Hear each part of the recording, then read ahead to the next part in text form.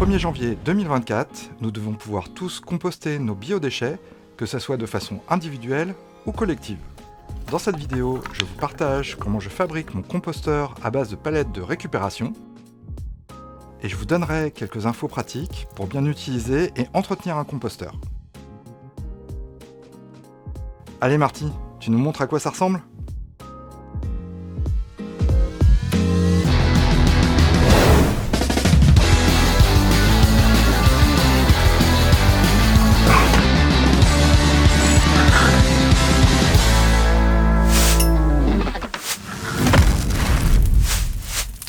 Hello tout le monde, j'espère que vous allez bien. Si vous me connaissez déjà, je suis toujours aussi ravi de vous retrouver sur cette chaîne. Et si pour vous c'est une découverte, je m'appelle Eddy et vous êtes sur Customizer. Aujourd'hui, on parle compost et optimisation de nos déchets au quotidien. Et je vais me fabriquer un composteur dans le jardin sur mesure. Tout ça à base de palettes que j'ai récupérées ici et là. C'est gratuit et en plus on en trouve assez facilement en quelques jours.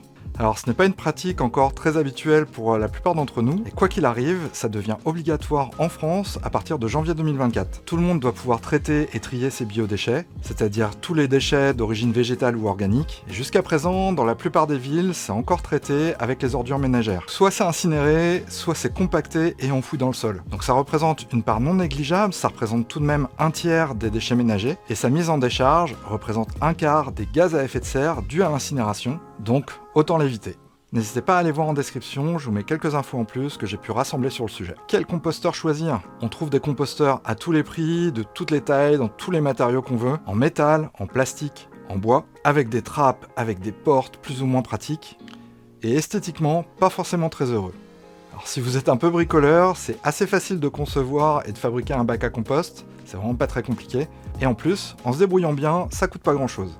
À part un peu d'huile de coude et du temps, si vous êtes ici, c'est certainement que la question de le fabriquer soi-même s'est déjà posée. Dans cette vidéo, je fabrique mon compost individuel pour une petite maison de 3 personnes, et 4 si on compte Marty, et j'ai choisi de fabriquer mon composteur moi-même pour plusieurs raisons. Première raison, faire du sur-mesure. Que ça soit adapté et bien intégré dans notre jardin, ça me semblait quelque chose d'essentiel, et tant qu'à avoir un gros bac dans le jardin, autant qu'il soit optimisé en termes d'encombrement et que l'esthétique me convienne. Le deuxième point, c'est de le faire en bois, un matériau qui à mon sens est un peu plus écologique que le reste, et en termes d'aspect, on peut faire quasiment ce qu'on veut, et comparé à du métal ou du plastique, je pense que c'est plus sympa. Le troisième point, c'est de le faire avec du bois de récupération, que ce soit d'un point de vue écologique ou économique, le bois de palette est une très bonne option.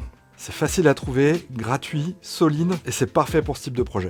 Un quatrième point, c'est que je voulais pas trop investir dans le composteur. Alors comme on en trouve à tous les prix, j'aurais pu prendre un truc à pas cher, mais pour avoir quelque chose de correct, il faut quand même investir un petit peu. Et sur ce projet, je pense que j'en aurai pour une trentaine d'euros de quincaillerie. Un autre point toujours sympa, la fierté de faire les choses soi-même. Ça permet d'apprendre et de tester des trucs. Le bricolage, c'est une bonne façon d'utiliser son temps libre. Et perso, j'y prends beaucoup de plaisir. Et pour finir, ça fait un bon sujet pour la chaîne et je suis ravi de vous le partager dans cette vidéo.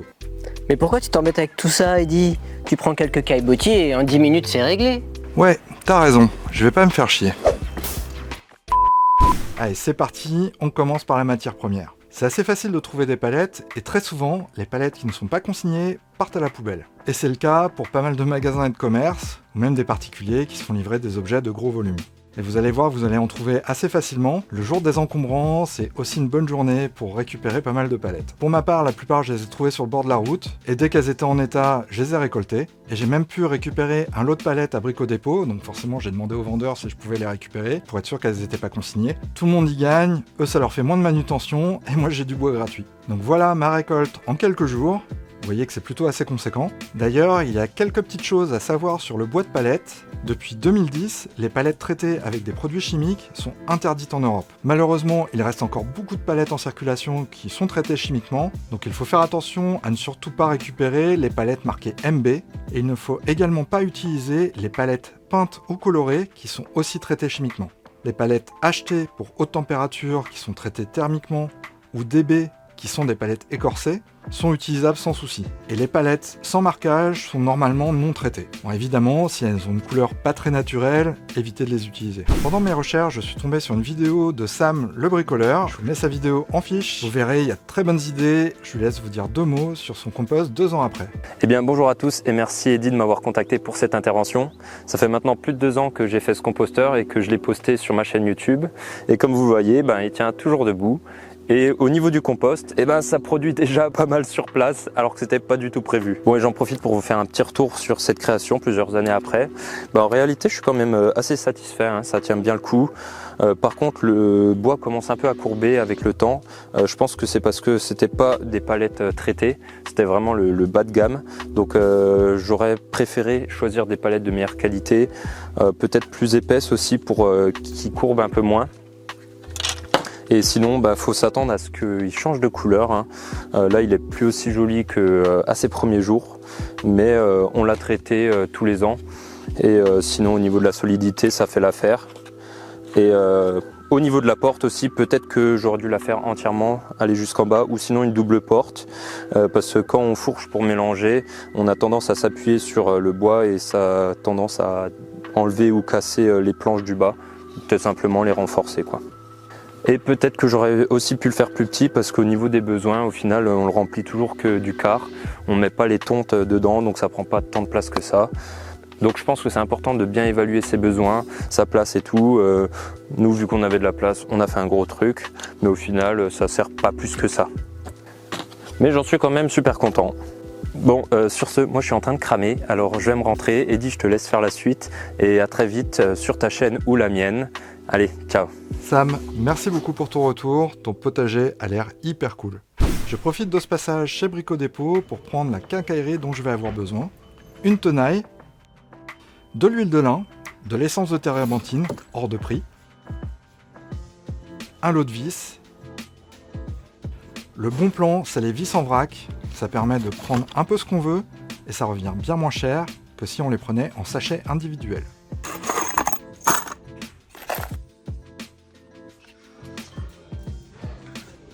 Des charnières,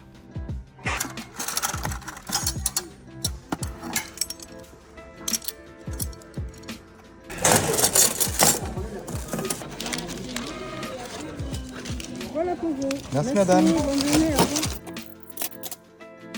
Pour un total de 27,20 €. Comme quoi mon estimation était pas si mal. Pour démonter les palettes, un peu d'outillage, une tenaille ou à défaut une pince multiprise, un marteau de type arrache-clou ou de charpentier, le pied de biche, certainement le meilleur outil pour limiter les efforts. Ça peut aussi se faire au burin et à la masse.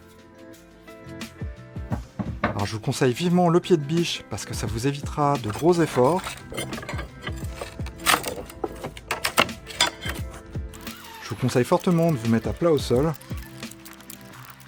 On se retrouve vite avec des planches cassées et des clous rouillés. Attention aux éclats de bois, aux échardes. Clairement, le démontage des palettes, c'est un bon moyen de se blesser.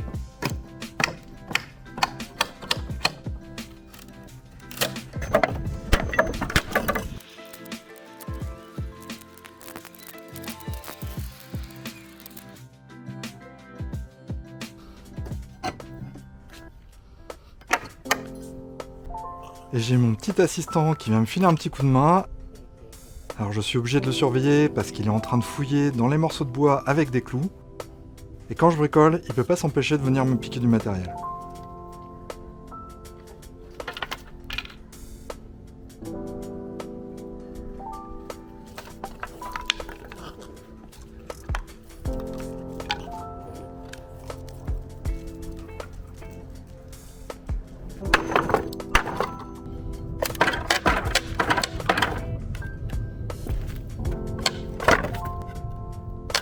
Le démontage des palettes, ça se passe pas toujours comme on veut.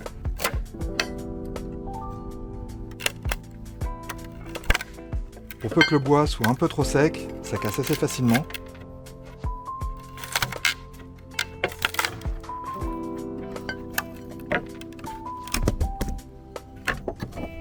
Un truc aussi auquel il faut faire attention, de ne pas mettre les clous n'importe où. Forcément, si vous êtes dans un jardin et que vous avez une voiture ou des vélos, un clou planté dans un pneu, ça fait jamais plaisir. C'est pour ça que j'utilise ce petit bac magnétique qui me permet de rassembler tous les clous. Et après le démontage, un bon coup de balai pour être sûr qu'il ne reste pas un clou qui traîne. Le démontage des palettes m'a pris une petite matinée, avec environ un quart de déchets entre planches cassées ou trop abîmées.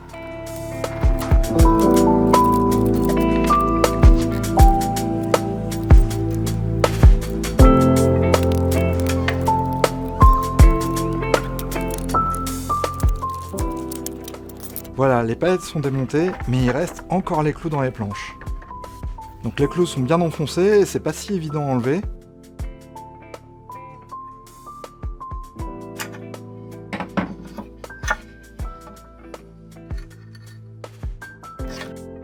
Ce que je fais, c'est que je leur mets un coup de marteau à l'envers pour ressortir le clou, et après on peut arracher le clou plus facilement.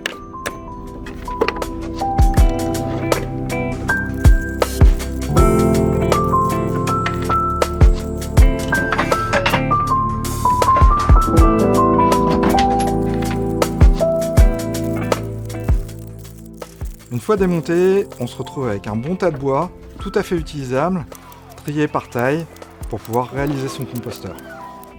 Marty qui va me repiquer un morceau de bois.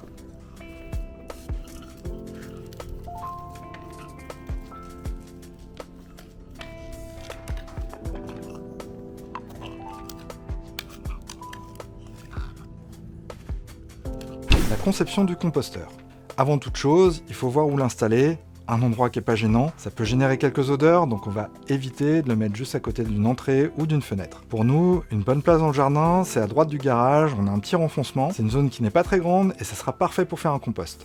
On s'est trouvé cette petite poubelle vintage qui va nous servir au quotidien pour nos biodéchets. On essaye forcément de choisir un endroit avec soin parce qu'une fois que le composteur est construit et qu'il est rempli, ça va être un peu plus difficile à déplacer. Pour concevoir mon composteur, je commence par étudier les différentes options et les principes d'utilisation, comprendre comment ça fonctionne et son usage permet d'imaginer différentes solutions. Je ne suis pas sûr de pouvoir faire un double bac, quoique c'est encore possible de le séparer en deux par le milieu. Je verrai peut-être dans un second temps, mais en tout cas, ce qui me semble essentiel, c'est au moins d'avoir une trappe au-dessus pour pouvoir le remplir évidemment, et des trappes en façade pour pouvoir mélanger et récupérer notre nouveau terreau. Je prends mes mesures, je me fais mon petit schéma, ça devrait ressembler à ça. D'ailleurs, je pense que je vais faire un petit cabanon à l'opposé pour cacher les poubelles. Pareil, en bois de palette, ça sera bien plus sympa que les gros bacs en plastique bien moches. Mais bon, comme d'hab, ça fera l'objet d'une autre vidéo, celle-là va déjà être assez longue. C'est parti pour la construction, mais avant toute chose, il faut préparer un peu le terrain. Alors vous pouvez éventuellement zapper cette partie, car je vais modifier l'évacuation du garage qui passe juste à cet endroit-là. Vous savez, c'est le tuyau que j'ai cassé en plantant la clématite. Je vous mets le lien de la vidéo juste ici. Donc l'évacuation était en attente. Alors ça n'a pas un grand intérêt pour le compost, mais ça me permet de vous montrer comment je prépare le terrain.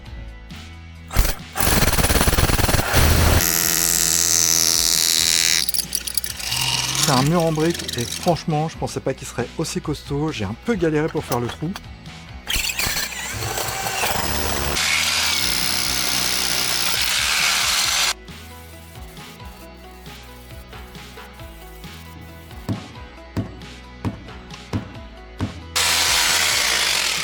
J'avais pas vraiment prévu de m'occuper de l'évacuation du garage maintenant, mais il n'y a pas vraiment le choix. Mais bon, c'est les aléas des travaux, et c'est pas une fois que le composteur sera construit que je vais m'amuser à tout démonter, tout enlever, pour pouvoir m'occuper du tuyau. Donc, autant le faire maintenant. Je prépare mon tuyau d'évacuation, je le bouche pour éviter les remontées d'odeur dans le garage, c'est pas utile. Je me prépare le montage à blanc.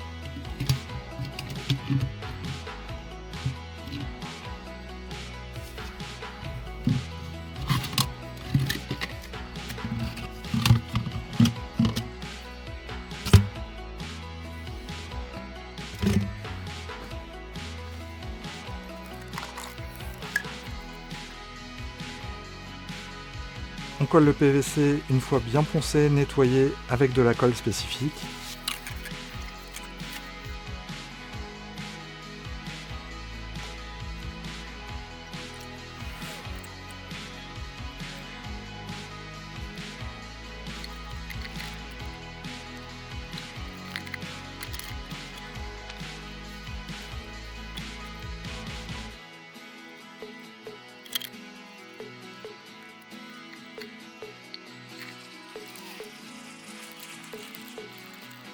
Évidemment, on fait attention au niveau et à la pente. Il faut bien garder 1 à 2 cm par mètre.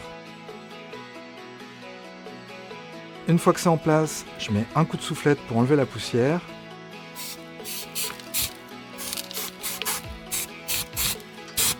La mousse polyuréthane pour boucher le trou.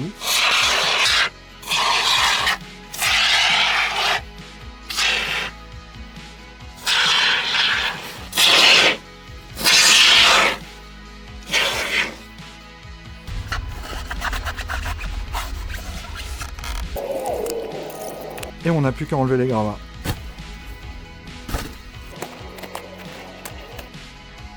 Alors j'ai un petit manque de terre et j'ai pu en récupérer un petit peu car dans notre commune, on a une zone collective où on peut laisser nos déchets verts et j'ai pu récupérer de la terre à cet endroit.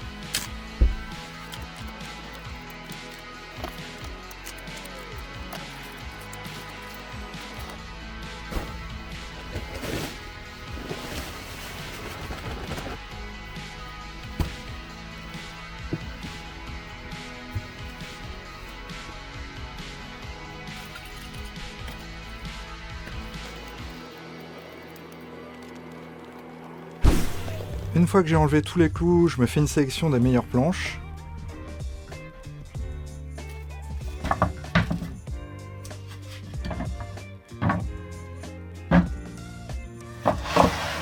Et je les prépare rapidement avec un coup de ponçage et un coup de rabotage.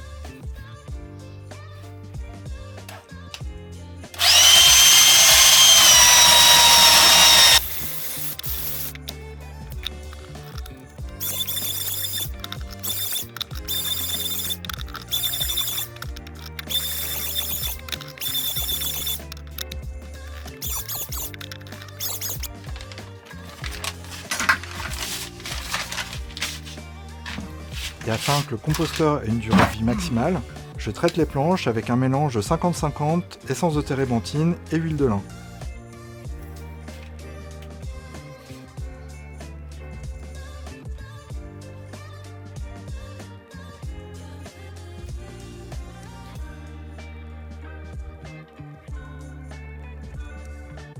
L'huile de lin sert à nourrir et à protéger le bois.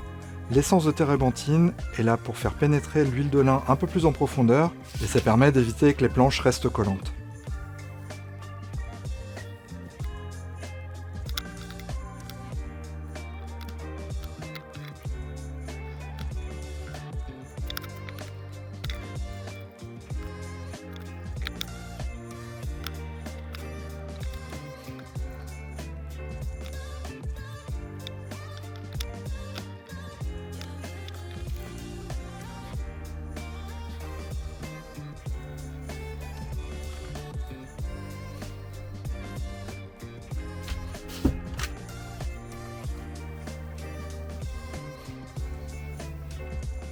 Voilà, mes planches sont prêtes.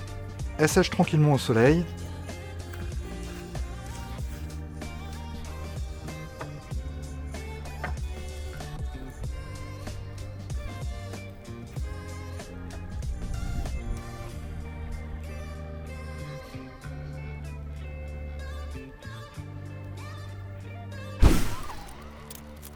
Je me fais un petit peu de place pour pouvoir travailler. Je demande à l'assistant un petit coup de main, mais c'est d'une efficacité un peu limitée. Je prends mes mesures.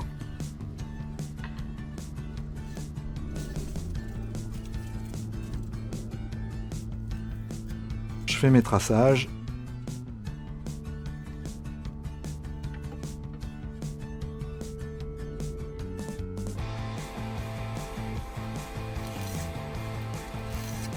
Et c'est parti pour le montage.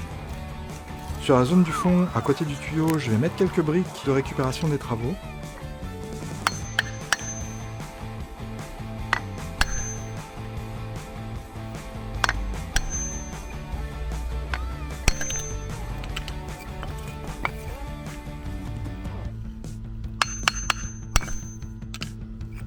Ce qui va permettre de protéger le tuyau. Et je vais laisser cette petite marge derrière le compost, ce qui me permettra éventuellement de mettre un peu d'outils de jardin derrière le composteur.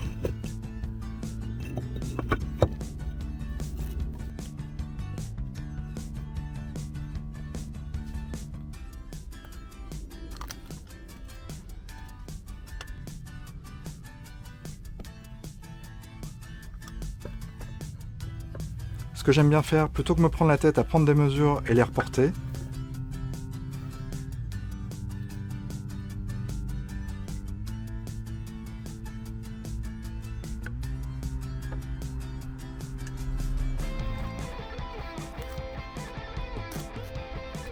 c'est de faire les marquages directement en place. Ça permet d'être plus précis et en même temps ça me permet d'affiner la conception.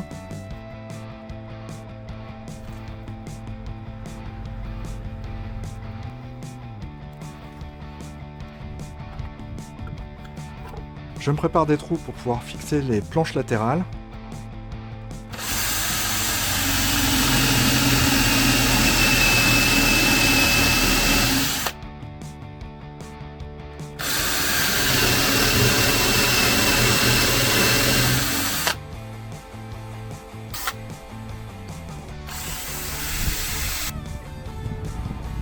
Je mets mes planches latérales en place. Avec un vieux forêt, je fais des repères sur le mur directement en place. Ça me permet d'être sûr de la position des trous.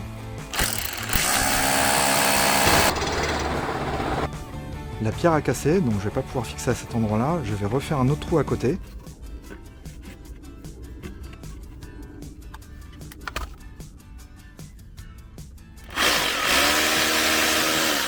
Le manque de bol, la pierre a cassé encore, mais ça a l'air de tenir.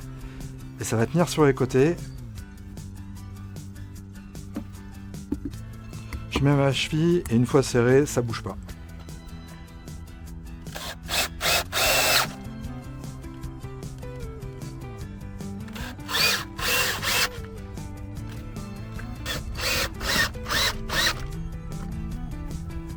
Je me cale de niveau, je me fais mes repères dans les pierres.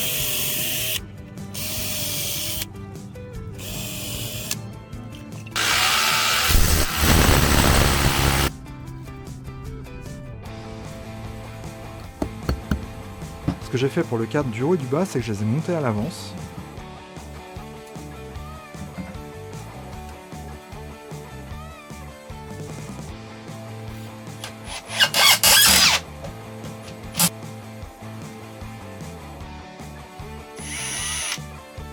Ce qui fait que c'était beaucoup plus facile à mettre en place.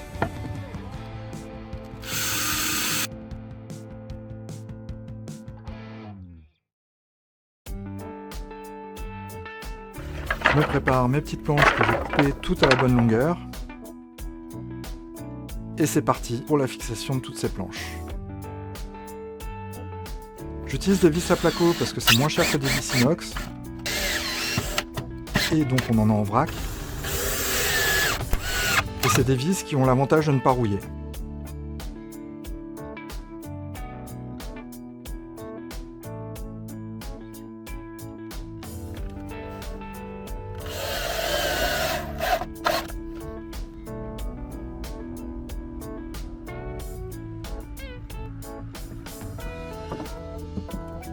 Je me prépare des avant-trous avec un gros forêt de disque, ce qui permet à la tête de visseuse de passer et de pouvoir visser en profondeur.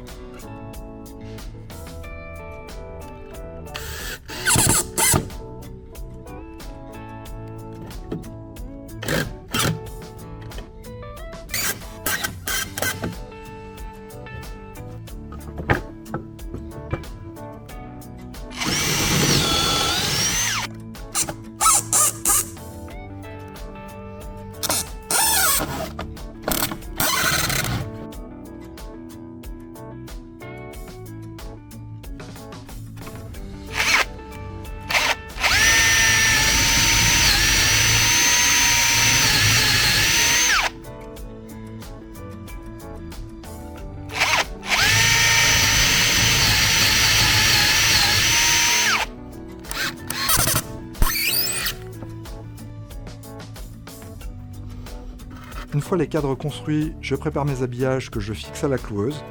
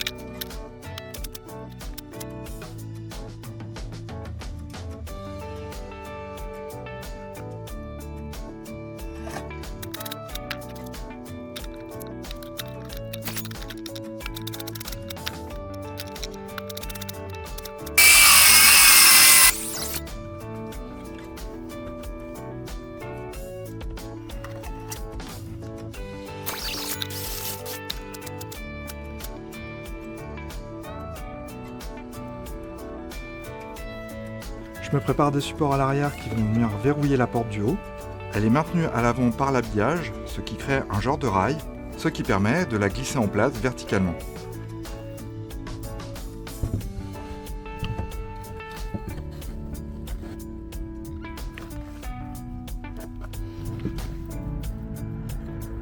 Et pour la porte du bas, je vais mettre 2 grosses vis qui vont servir de support.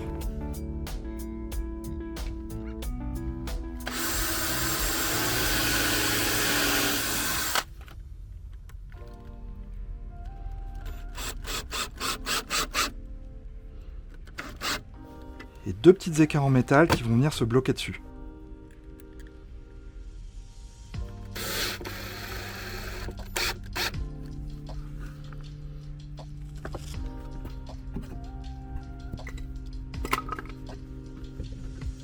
Et pour le haut, je laisse dépasser 2 morceaux de bois qui viennent se bloquer avec la porte du haut.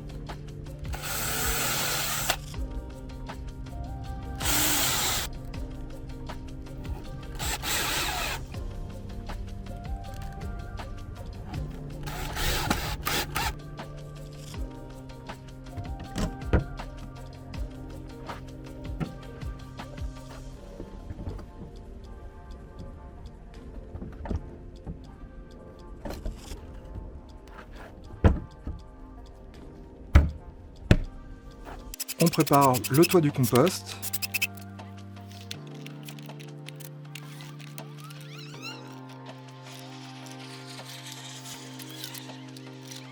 Pareil, je fais mon montage en place, ça me permet de voir comment ça tombe.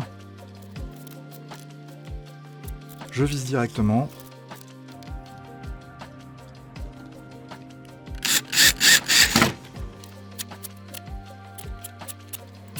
Et une fois que j'ai tout mis en place, j'utilise la scie circulaire avec les règles pour faire une coupe droite.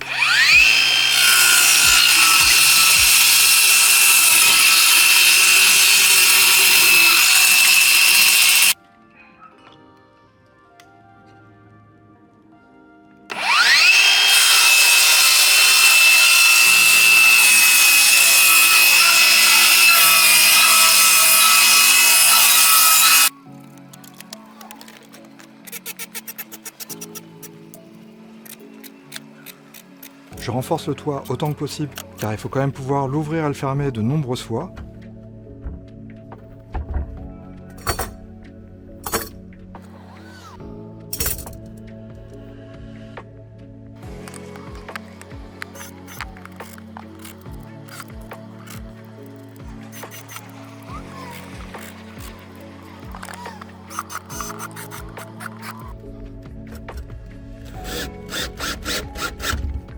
Je pose les charnières et je les fixe directement.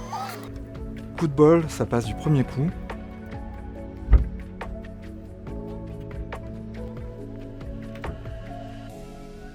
Et je me prépare un petit système pour pouvoir maintenir la porte ouverte.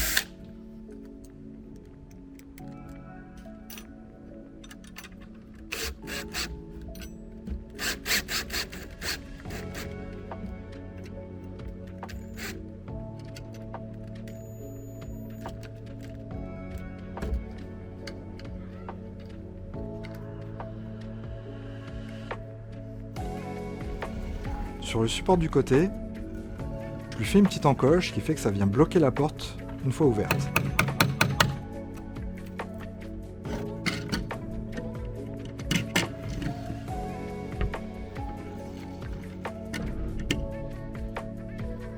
Alors Marty, qu'est-ce que t'en penses? C'est pas trop mal, hein?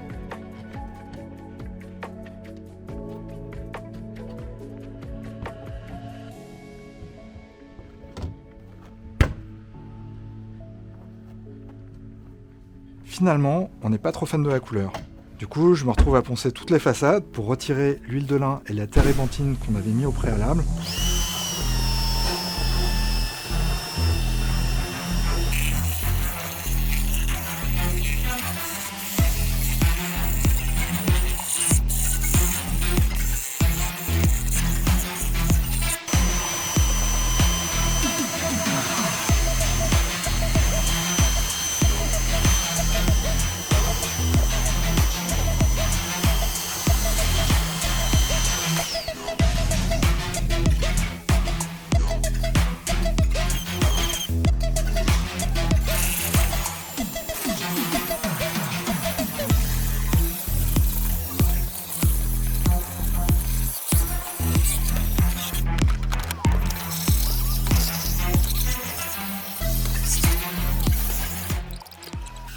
profite de ce nouveau démontage pour recouper l'avant du toit que je trouvais un petit peu trop long.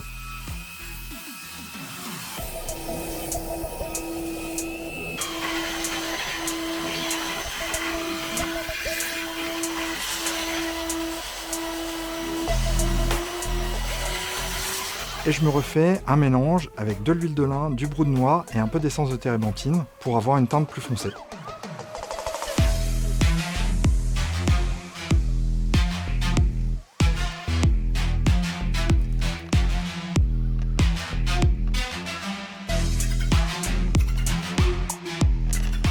On arrive sur le montage final.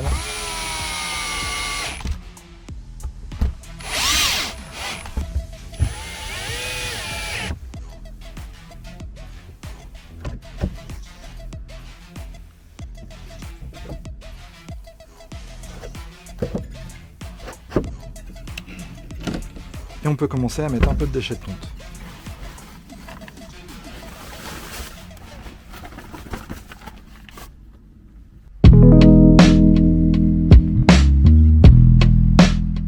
Et voilà ce que ça donne.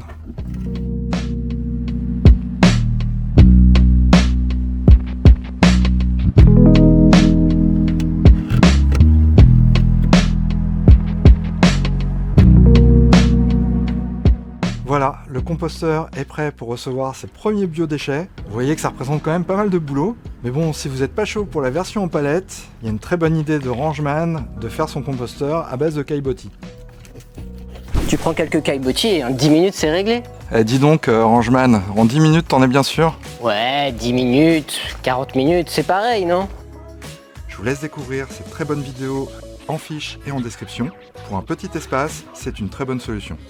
Bah évidemment, si t'as 1000 mètres carrés de gazon et de feuilles mortes, c'est pas adapté. Mais pour les épluchures de la cuisine et quelques feuilles mortes, c'est largement suffisant. Mais au fait, on y met quoi dans son composteur? Vous pouvez mettre tous vos déchets végétaux de cuisine, les épluchures de fruits et de légumes, le marc de café, les coquilles d'œufs, éventuellement un peu de carton recyclé, non imprimé bien sûr, des petits branchages, des feuilles mortes, des déchets de tonte éventuellement dans un volume raisonnable suivant la taille de votre bac. Il ne faut surtout pas mettre les noyaux et les coques. On va éviter les viandes et poissons, les cendres de barbecue, les coquilles de fruits de mer et les coquillages. Il faut aussi éviter les produits laitiers, les matières grasses et les huiles de cuisson. Évidemment, tous les produits non organiques et éviter autant que possible les plantes qui seraient malades, qui pourraient contaminer votre futur terreau. Pour finir, je vous mets un petit timelapse de la fabrication au global.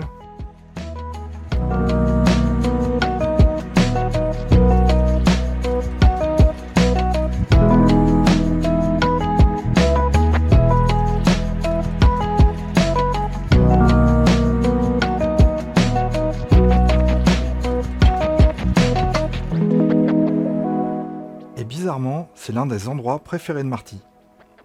Alors Marty, t'en penses quoi de ce composteur? Alors cette histoire de composteur, ça plaît pas du tout à Marty, parce qu'il ne récupère plus les épluchures de carottes. Tu veux un bout de carotte? Donc on est obligé de partager.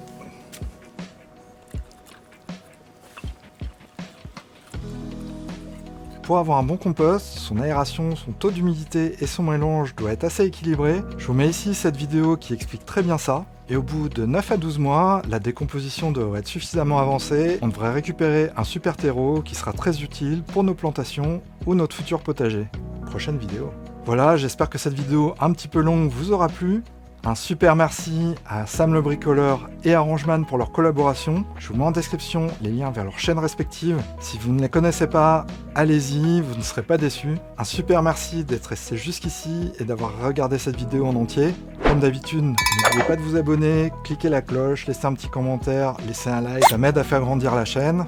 Je vous mets quelques vidéos juste ici et je vous dis à très bientôt sur Customizer.